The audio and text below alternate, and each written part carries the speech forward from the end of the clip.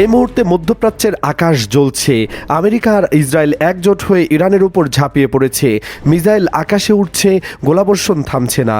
Iran একা দাঁড়িয়ে লড়ছে, কেউ পাশে আসেনি এখনও। কিন্তু এই জ্বলন্ত যুদ্ধক্ষেত্রের চেয়ে ভয়ঙ্কর একটা প্রশ্ন এখন গোটা দুনিয়ার মাথায় ঘুরপাক খাচ্ছে।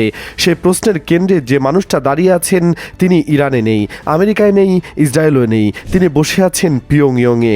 নাম তার কিম জং উন। খামেনির সাথে যার দশকের পর দশক, ট্রাম্পের সাথে যার পাতে না একদম, আর নেতানিয়াহুকে তিনি ক্যান্সার বলে গাল দিয়েছেন প্রকাশ্যে। ঠিক এই জায়গা থেকেই ভয়ের শুরু। এই যুদ্ধ যদি উত্তর কোরিয়ার এই খ্যাপাটে শাসক ঢুকে পড়েন, খামেনিকে বাঁচাতে যদি কিম চলে আসেন, তাহলে কি দাঁড়াবে সেটা ভাবলে শরীরে কাঁটা দেয়। ভেবে দেখুন একটু, যে পারমাণবিক বোমার ভয়ে আমেরিকা খামেনির ঘরের ওপর মিসাইল মেরেছে, যে পারমাণবিক বোমার আতঙ্কে নেতানিয়াহুর ফাইটার জেট ইরানে বোমা ফেলছে, সেই উত্তর কোরিয়ার কিম জং উনের কাছে 50টারও বেশি পারমাণবিক বোমা মজুদ রয়েছে এই মুহূর্তে। শুধু তাই নয়, প্রতি বছর আরও 6 থেকে 12টা নতুন পারমাণবিক বোমা তৈরির সক্ষমতাও তার হাতে আছে।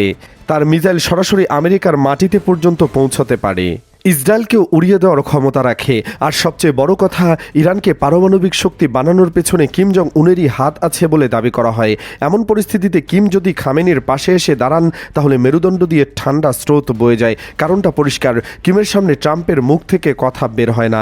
নেতানিয়াহু কিমের বিষয়ে টু শব্দ করতে সাহস পায় না। উত্তর কোরিয়ার পারমাণবিক শক্তির বিরুদ্ধে ব্যবস্থা নেওয়ার হিম্মত ট্রাম্পের কোনোদিনও হয়নি। কিম এখন চুপ আছেন ঠিকই, কিন্তু এই চুপ থাকাটাই সবচেয়ে ভয়ঙ্কর। আসলে পুরো লড়াইটা পারমাণবিক বোমাকে ঘিরে। কিম জং উন বুঝতে পারছেন, ইরানের পারমাণবিক কর্মসূচি শেষ হলে ট্রাম্পের উৎসাহ বাড়বে। তখন পরের টার্গেট হবে উত্তর কোরিয়া। ট্রাম্প জানেন কিম একজন দিক নির্দেশনাহীন মিসাইলের মতো অপ্রত্যাশিত মানুষ। এমন মানুষের হাতে পারমাণবিক থাকা মোটেও নিরাপদ নয়। কিন্তু নিজেও বোঝেন, আজ না কাল ট্রাম্প তার পারমাণবিক শক্তি নিয়ে প্রশ্ন তুলবেই। তাহলে কি ট্রাম্পকে ঠেকাতেই কিম খামেনিকে বাঁচাতে আসছেন? এই আশঙ্কার পেছনে আরও গভীর একটা গল্প আছে। উত্তর কোরিয়ার ভেতরে আরেকটা খেলা চলছে যেটা কেউ জানে না। কিম জং উন নিজের স্বাস্থ্য নিয়ে চিন্তিত। উচ্চ রক্তচাপ আর ডায়াবেটিসের কারণে মনে মৃত্যুর ভয় ঢুকে গেছে তার। ভাবছেন তিনি মারা গেলে উত্তর কোরিয়ার কি হবে? পারমাণবিক শক্তির সে ভয় কে ধরে রাখবে? আমেরিকা তো ভয় দেখিয়ে দেশটাকে গিলে ফেলবে। এই কারণেই তিনি নিজের রক্তের ধারা থেকে আরেকটা লাইন টানতে চাইছেন। সেই লাইনের নাম কিংজু এ, তার নিজের মেয়ে, মাত্র 13 বছর বয়স। কল্পনা করুন, 13 বছরের একটা মেয়ের হাতে 50টা পারমাণবিক বোমার রিমোট। ভারতে তো 18 বছরের আগে কারো হাতে সাধারণ অস্ত্র দেওয়াই বৈধ নয়। কিন্তু কিম জং উন নিজের মেয়েকে সেই ক্ষমতা তুলে দেওয়ার প্রস্তুতি নিচ্ছেন পুরোদমে। 48 ঘন্টা আগে পিয়ংইয়ংয়ের ক্ষমতাসীন পার্টি কর্মীদের নবম কংগ্রেসে কিম আর কিমজু এ এই ধরনের জ্যাকেট পরে হাজির হয়েছিলেন। উত্তর কোরিয়ায় কিমের স্টাইল কপি করার অধিকার কারো নেই, এমনকি তার স্ত্রী আর বোনেরও নেই। কিন্তু কিমজু এ বাবার পোশাকে এসেছিলেন সেই কুচকাওয়াচে। উত্তর কোরিয়ার এই উত্তরাধিকারী প্রতীকী ইশারা। এরপর সরকারি সংবাদ মাধ্যম KCNA এমন ছবি প্রকাশ করেছে যেখানে কিম জং উন নিজের মেয়েকে রাইফেল চালানো শেখাচ্ছেন। কিভাবে টার্গেটে আঘাত করতে হয় বোঝাচ্ছেন। কিমজু এ দূরবীন দিয়ে টার্গেট দেখছেন, তারপর স্নাইপার রাইফেল দিয়ে নিশানা লাগাচ্ছেন। বাবাও রাইফেল তুলে নিশানা সাধছেন পাশে দাঁড়িয়ে। কত দূরে আর কাকে নিশানা করা হচ্ছে সে বিস্তারিত আসেনি, তবে ছবিগুলো উত্তর কোরিয়ার ক্ষমতার ভবিষ্যতের দিকে ইশারা দিয়ে দিয়েছে।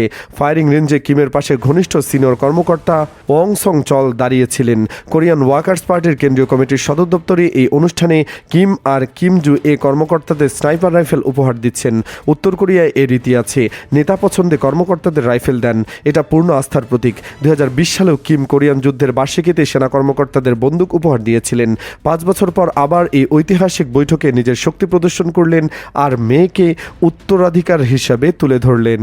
কিন্তু এখন পরিস্থিতি সম্পূর্ণ পাল্টে গেছে। ট্রাম্প আর আমেরিকা যাদের পারমাণবিক অস্ত্রের ভয়ে তাদেরকে শেষ করে দিচ্ছে, এর মধ্যে কিমের বন্ধু খামেনিও আছেন। আর ইরান কিমের বন্ধুত্ব কতটা গভীর সেটা জানলে বুঝবেন কেন এই আশঙ্কা তৈরি হচ্ছে। ইরান ইরাক যুদ্ধের সময় উত্তর কোরিয়া ইরানের পাশে দাঁড়িয়েছিল, তেলের বিনিময়ে অস্ত্র সরবরাহ শুরু করেছিল।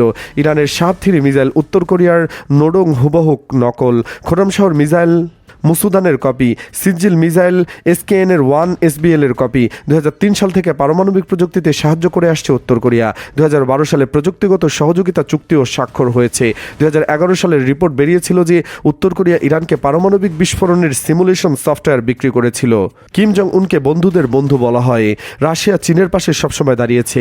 2025 সালের জুনে যখন ইসরায়েল ইরানে হামলা করেছিল, তখন কিম প্রকাশ্যে ইরানের সমর্থনে দাঁড়িয়েছিলেন।